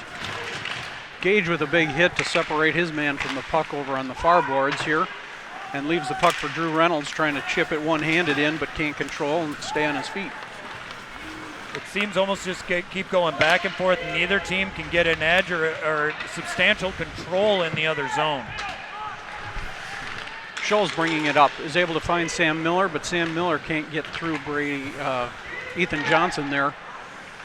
Scholes is able to take control, brings it up, tries to get it to McCormick on the near boards. He gets put into the boards there. Kind of tied up there, 2-on-1, and Hires is able to come out with it, leaves it for McCormick. McCormick's coming in, he's got 1-on-2. He's got no help, but the change is coming. He's able to fan and miss on that. Actually keeps control of the puck, brings it back behind the net, tries to center to Ayers. Ayers can't control, and Monona is able to clear out past the blue line. Rush at center ice takes a big hit there and ends up going down, I think accidentally trying to hang on to the player there and keep his feet. Yeah, a little, again, you're seeing a little bit of frustration from each side. They're playing a little more physical. You really can't say either one there was taking a cheap shot at all. But each team has to realize there's 10:47 left in this third period. If either team is going to find the advantage, they have to start communicating a little bit better on the ice and setting up a little bit more offensively to try and get a shot in. Yep, tied 2-2 here with 10:40 left in the game. As Oregon is able to put it deep again here, but Monona is able to gain control and bring it out. They bring it to Parker Schmidt, tries to go cross ice, but ends up being intercepted by Tanner Smith. Smith's intercepted by McCormick, bangs it off the back boards to Strassman. Strassman kind of upended there, can't control, but Rush is there to battle for the puck. Ayers is going to try and pick the puck from them. Gets it up to Strassman. Strassman finds McCormick up the center of the ice, and here we go. He's going to take it in 1-on-2.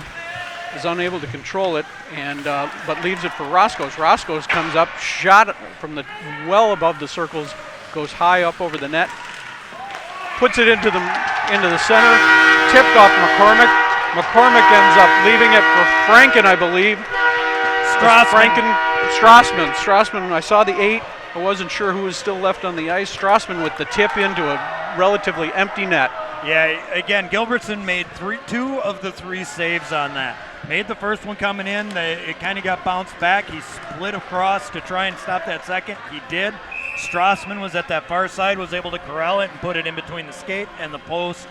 And that's the kind of setup shooting low can give you when the goalie's going to give up a rebound.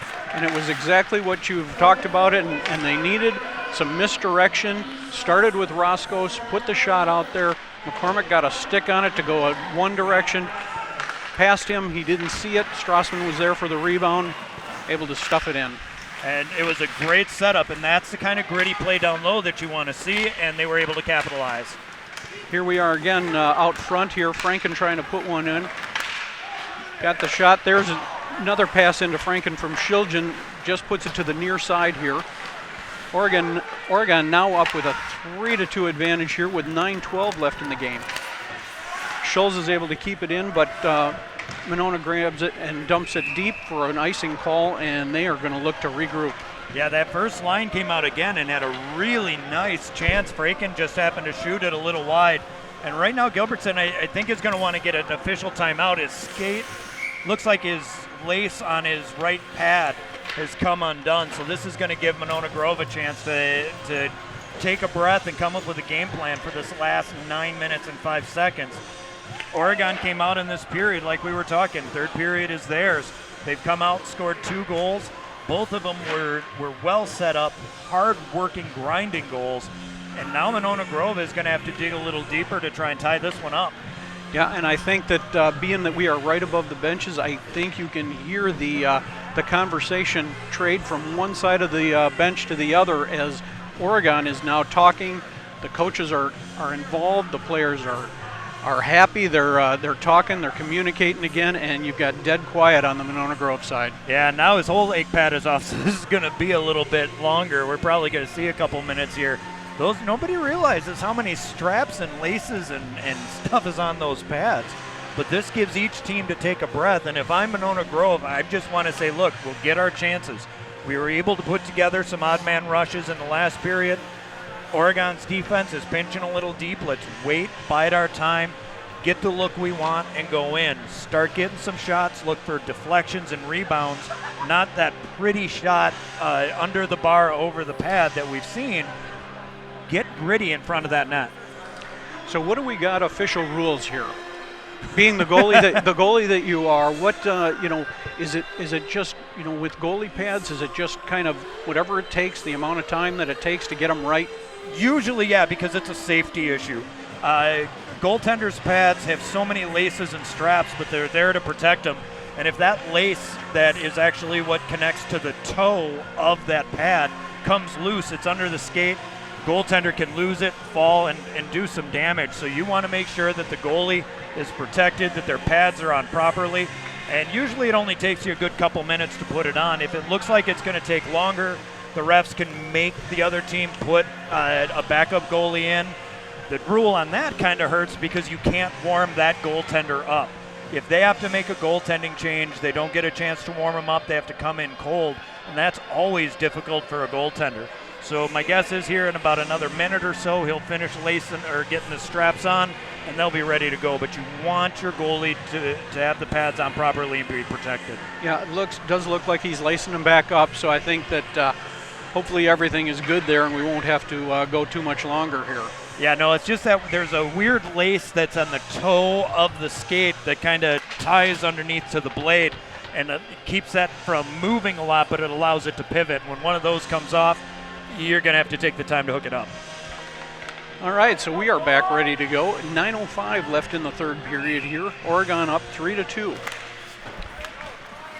Puck is won by Monona Grove there. They bring it along the far boards. and get it out. But Trevor Ogden can't control here. He couldn't play it. It was a hand pass. Had he played it, it would have been blown dead.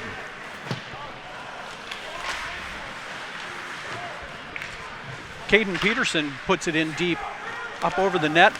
Nice pass from Drew Reynolds there to Jake Fountain. Can't quite connect on that, but again, more pressure down on the Monona Grove goalie.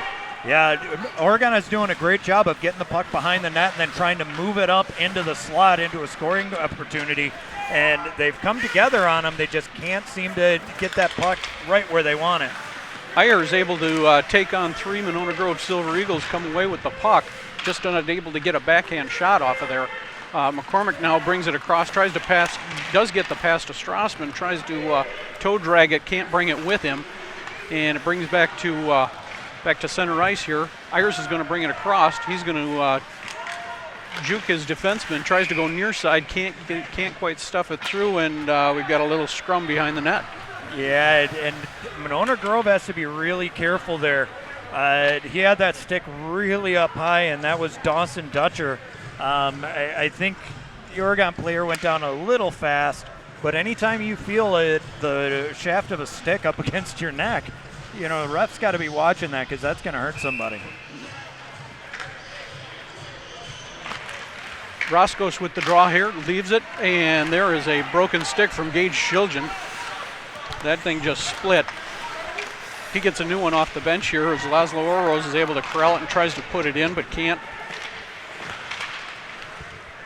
Here's Gage with the new stick here. We'll see how that handles, whether it's his own or if he just grabbed one off of somebody on the bench. You never know for sure. And anytime, well, you're a parent. You know what it's like when you see a kid break his stick out there. You're like, here's another $300. Yeah, that hurt. That definitely hurt. And he's bringing that one back, so I don't think that is really his stick. Yeah, no, I don't think it was. The goalie went and got him a new one. That's good. There we go. So puck comes back to center ice here. Johnson over to Handel. Handel just shoots it in, goes for a change. A little bit odd after that faceoff that he would be changing that quick. The coach from Monona Grove wants a specific set out there for this line, and I don't think he had it, and that's why he called that switch fast. Home team gets last change, so that's always helpful. There's Roscos behind the net, tries to put it out front to Laszlo Oros, got tied up with his stick and couldn't get his stick on the puck. Straka bringing it the other way from Monona Grove. He's tied up on the far boards here. Roscos is able to put it around here to the near boards. Rush brings it up to Zach Roscos, brings it in over the blue line, skates to his left, leaves it for Franken. Franken with the high slap shot, just up and wide. And Monona Grove is turning it around here, but Gage Shiljan's back to defend that, grab the puck, and send it back down. Monona Grove is watching for the defensive players from Oregon to pinch, and as soon as they do, they start to send people down deep and look for that long pass. And that's twice now they almost capitalized on a good rush and a scoring opportunity. So the defense of Oregon needs to stay back. They've got 6:20 left in this period. They're up by 1. They don't need to activate defense yet because Monona Grove is opportunistic, and they'll find a way to get another odd man rush going the other way. Nick Bryan going to take the draw on this one. Leaves it there for Gage again. Gage with the shot, but gets blocked out front. Joe Romer's going to go after the puck on the near boards here. Can't come up with it, but Hogan Schultz does just past the blue line, dumps it in back behind the net again, and Oregon goes chasing. Nice touch pass there from Jake Susky. But Monona can't control it deep, and Oregon's trying to bring it out. Carnes Bingham with control of the puck down deep, a little too much control, and I think we got a little too aggressive on him. He takes a fall to the ice, and Hogan Schultz is going to go off. Yeah, and again, you can't blame Oregon for that penalty. You need to try and stop him from walking in completely alone. I don't know if it really was a trip, but anytime you've got that kind of scoring chance, somebody drops, you're going to see that call. And here's a chance for Monona Grove to capitalize on a power play. 6:05 left in the third period here, and Hogan Schultz is going to get 2 minutes. They're trying to get the clock right. Little problem with the penalty clock, but Oregon has put out their captain center, Zach Roscos, along with Laszlo Orosz. On defense, they're going to go with Matt Rush and Parker Schmidt, and going to run them on the first shift here to try and kill this penalty off. And they've done a good job on the penalty kill tonight. They haven't given up a power play goal yet. They've done a really good job of killing the time and moving the puck all the way down the ice. So that's what they have to do here. They don't want to give Monona Grove a chance to tie this game up. And again, at that point, it could go either way. Monona Grove only they were 1 for 10 coming into the game. Now they're 1 for 11. And on capitalizing on that power play. So they've had some difficulty here. But not on that turn. Yeah, that one got deflected coming in, and that's the kind of thing you don't want to see happen because, again, now all the work you did in the first part of this third period is completely negated, and it's, again, a tied game. And again, we're going to wonder who, if anyone tipped that out front. We had the shot from Max Unitan, I think, and how and where it got tipped is going to be the question. It looked like it got dipped going in. You could almost see the change in direction. But at this point, it's a 3-3 game, 6 minutes left in the third period. Oregon's got to really play disciplined here and try and find a way to get one more without making any mistakes. Gage Shiljan turns it over in his own end here and hustles back hard to escape that. Franken up to Roscos. Roscos at center ice, brings it into Laszlo, crosses the blue line here. He's got it on the near edge, tries to put it in front. Nobody home for Oregon. Roscos had gotten just a little too deep. Monona Grove is able to take control, but not able to get it out, and Oregon continues to battle for it. Comes out to the point to Gage Shiljan. Shiljan with the shot, but gets deflected by number 20 there, Tanner Smith, and comes all the way back to their own blue line. Roscos now brings it in over, backhand pass to Franken. Franken looking at it, but drops himself off a little bit and can't control it, and Monona's able to clear. You can already see an adjustment from Oregon. Their defense is not even coming close to crossing the blue line. They're staying back and trying to play a disciplined position and not give up any odd man breaks. Orosz dumps deep and is looking for the change here as Oregon changes up.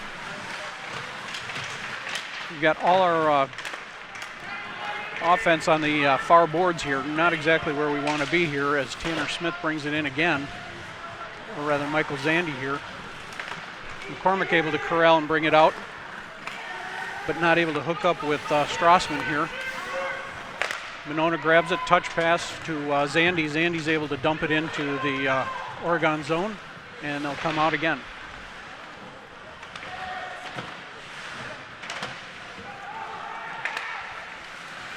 Keaton Straka corralling it for Monona, tries to put it on net, but Parker Schmidt's there to keep it from errors. Now Strassman over on the far board tries to get it across ice, intercepted by Straka. Straka can't control though, but Sebastian Carnes-Bingham there down in the near boards is tying the puck up. Carnes-Bingham there maintains control, still fighting with Matt Rush down in the near corner. Ayers joins the scrum here, and the puck comes out behind the Oregon net. Monona Grove is doing a great job of putting support with their players along the boards to try and keep that puck in deep, and they've been doing a really good job at that, and they're going to, again, they have that feeling of them buzzing. Same thing that we felt in that last period where they got 2 goals, same kind of thing. Oregon going for a change again here. They're going to bring out the Roscos line again. Looked like Ayers wanted an icing on that, but not going to get it. Yeah, nope.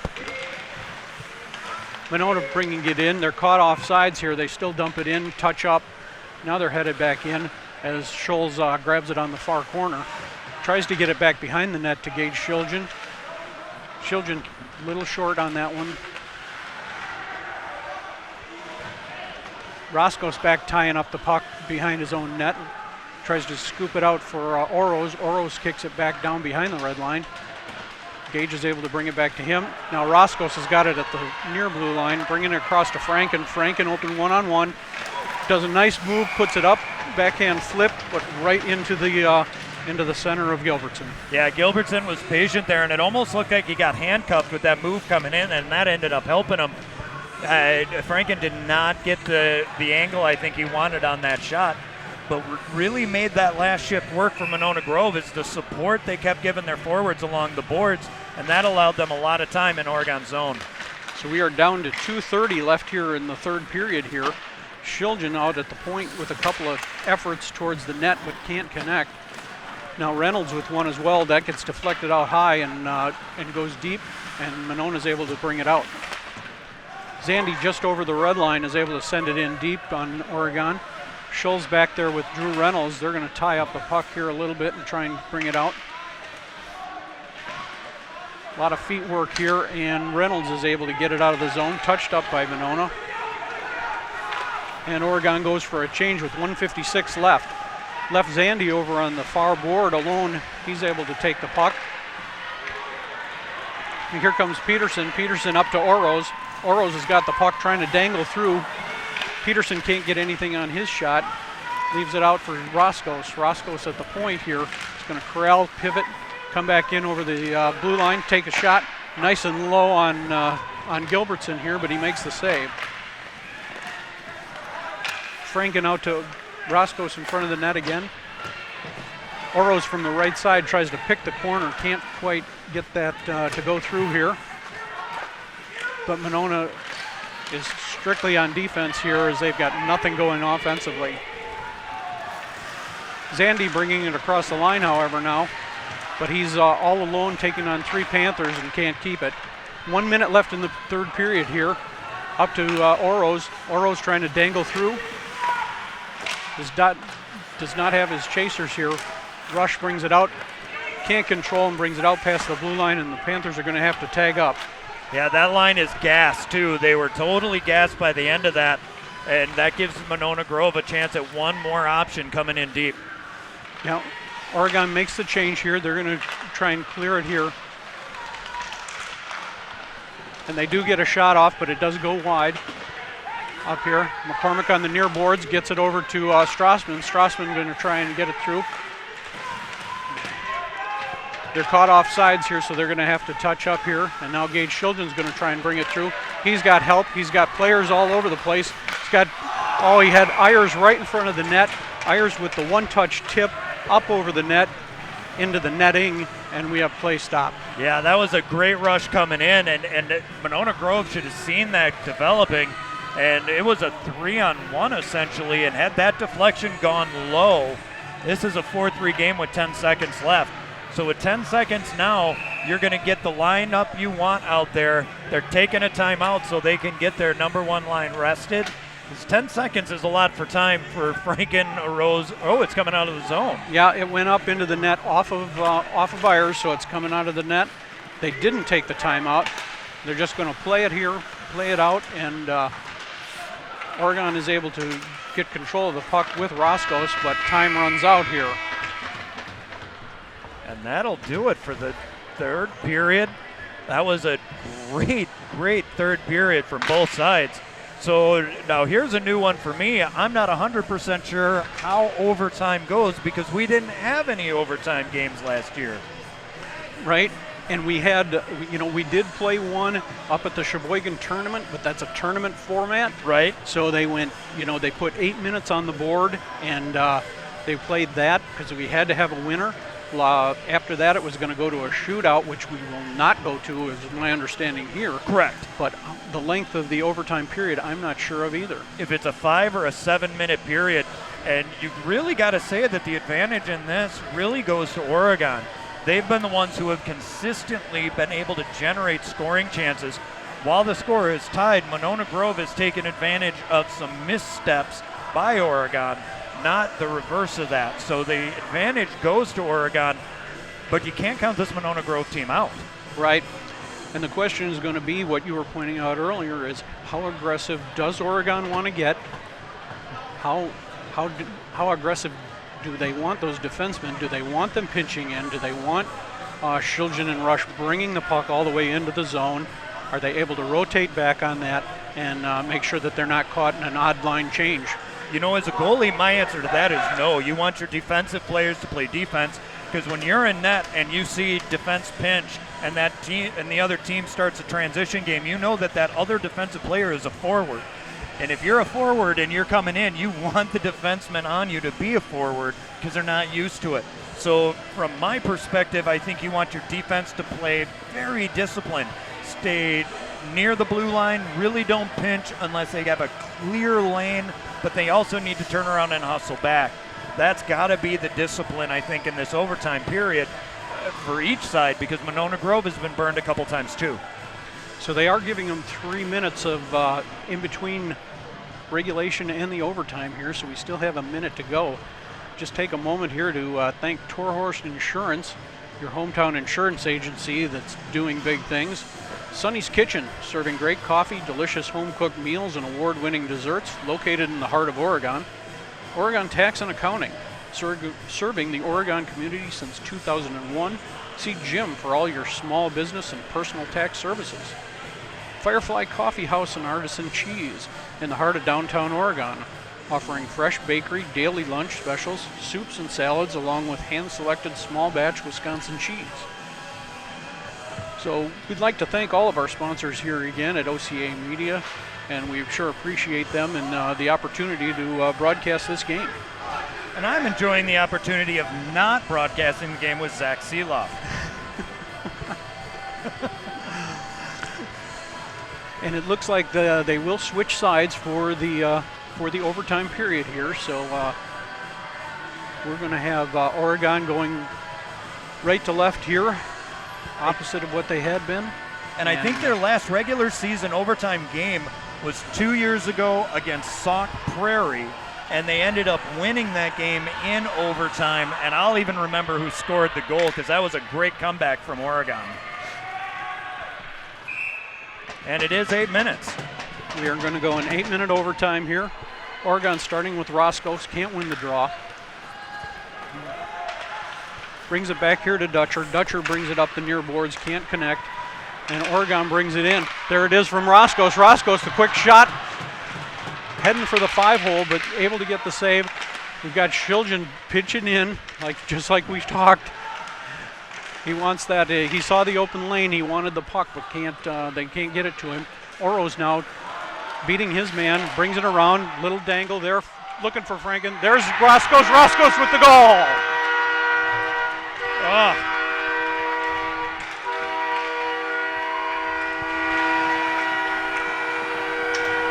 That was a beautiful setup, and a Rose just walking with that puck, going all the way across, getting Kilbertson over on that far point, moves it back over, and Roscoe's is able to bury it. And that second game in a row where Zach Roscoe's gives it the game winner. 33 seconds into the overtime is all it took, and Monona never had real control of the puck. No, they really didn't. And again, it's that line that all these teams have had such a hard time dealing with, because they're very creative, they're opportunistic, they know where each other is on the ice. And nice patience, too, from Roscoe's, because when he got that puck, he had to skate forward a bit and then launch that shot over. And that's what you want to see if you're a coach, and that was just a well-played, smart overtime for Oregon. Yep, and that makes Roscoe's actual third game winner, his second in overtime. He put the overtime goal in against Brother Rice in the semifinals of that Sheboygan tournament. Again, that took a little longer than 33 seconds, but again, having Roscoe's out on that line, able to bury that puck each and every time, is something that Oregon is relying on. Yeah, Roscoe's has just been money this season. Last season he was really coming around as well, and this time around, if all the players out there, that's the stick you want to see it on, and that was a great finish, great game. Monona Grove has nothing to hang their head on. They really gave Oregon a run for their money. No, absolutely. They had plenty of chances, probably not as many as Oregon in terms of the total number of shots on goal, but definitely had more than their share of shots, and different things popped their way, as it were, in tonight's game. They just got caught a little too long. Maybe the legs were a little too dead for overtime in that. Weren't able to chase down Laszlo. Left a wide open Zach, which you just can't do. You cannot leave number 10 sitting on the far side of the circle there and just give him an open net to pick at. Absolutely, but once again, Oregon pulls this one off 4-3 in exciting fashion in overtime. And if you have to pick two players, one from each team, who do you go with as being a star for each team? Boy, it's and I'm gonna take the easy ones and leave the hard ones for you because going over on Monona, I am going to take the goalie Gilbertson. He made more than his share of saves. I can't blame that last one on him. That was really that far defenseman, wherever he was, got caught, chasing probably a little bit and watching the momentum of Oro's come across. But he had a great night in net, I thought, made a number of really good saves. For the Oregon side, I'm going to stay with Zach, number 10, and take the game winner and make it real easy there.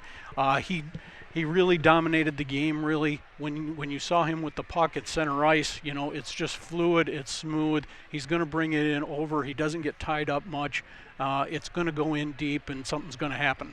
Absolutely. Two great picks. Honestly, for Monona Grove, I got to go with number 10, Keaton Straka. Straka was all over the ice. You saw him help setting stuff up. His back check was solid. Even as a forward, he had a really good defensive play. Straka was just doing a great job all the way across, so you got to tip your hat to them. And finally for Oregon, I wasn't going to pick Roscoe's. I'm going with a Rose. A Rose set up so many of the key plays and had a hand in almost every single goal they pulled off. And so much of the time, the person who buries the puck gets all the glory, but it's the one who sets that play up. And I thought Rose did an amazing job in all three periods. He really pulled the defense to him, which opens up Roscoe's on that side. We saw him do that so many times. So, no, I've got to go with Rose on that and Straka for Monona Grove. Excellent picks as well. Definitely was set up by Oro's numerous different times. He is able to keep the puck alive. He's able to dangle a lot. Everyone knows it from the Oregon side of what he can do and get himself open to get a shot and or a pass off. It's something that he definitely does well. Well, this was a great game again. 4-3 Oregon over Monona Grove. Next game, I'm not sure exactly when that one's coming up, but it's been a good time doing a game with you up here for the first time. Yeah, absolutely. Yeah, we are going to go. We're going to go on the road here next Tuesday. We've got a big week coming up Tuesday and Thursday. Thursday, we are going to be at the LeBon Center and taking on Madison Edgewood. Yep. Now sitting at 3-0 in the conference.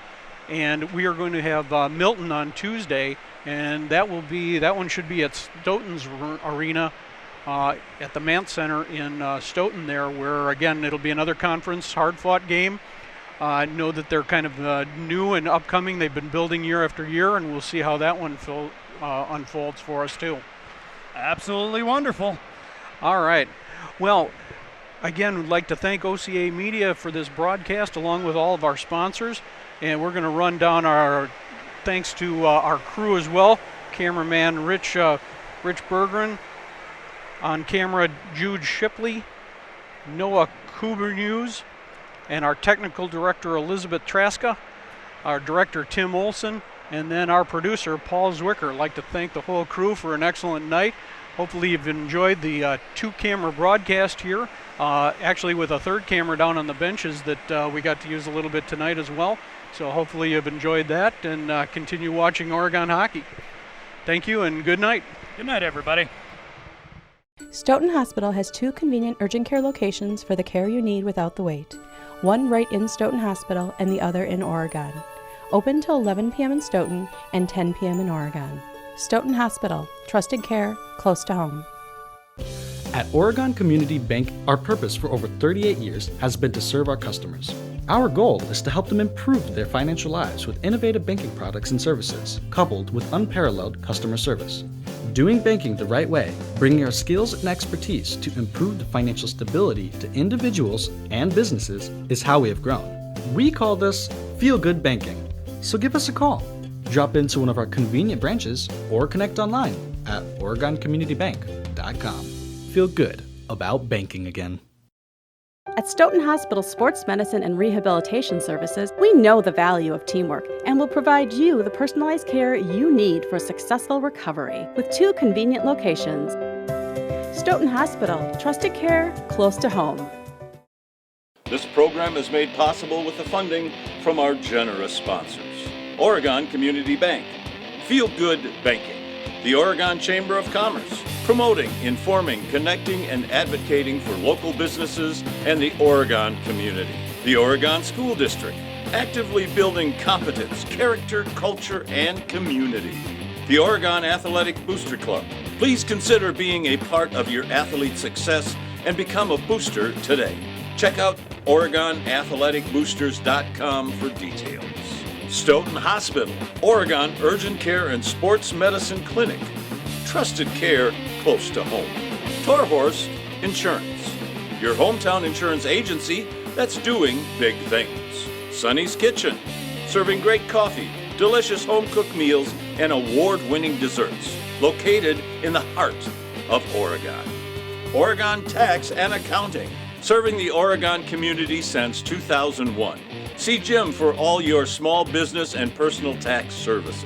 Firefly Coffee House and Artisan Cheese in the heart of downtown Oregon. Offering fresh bakery, daily lunch specials, soup and salads, along with hand-selected small batch Wisconsin cheese. Please visit our sponsors and be sure to thank them for supporting OCA Media sports broadcasts of Panther Athletics. We'd love to have you as a sponsor. Drop us a note at ocamedia.com. You are watching Panther Athletics on OCA Media. Be sure to like us on Facebook. Send us your game day photos. Use hashtag OCA Game Day.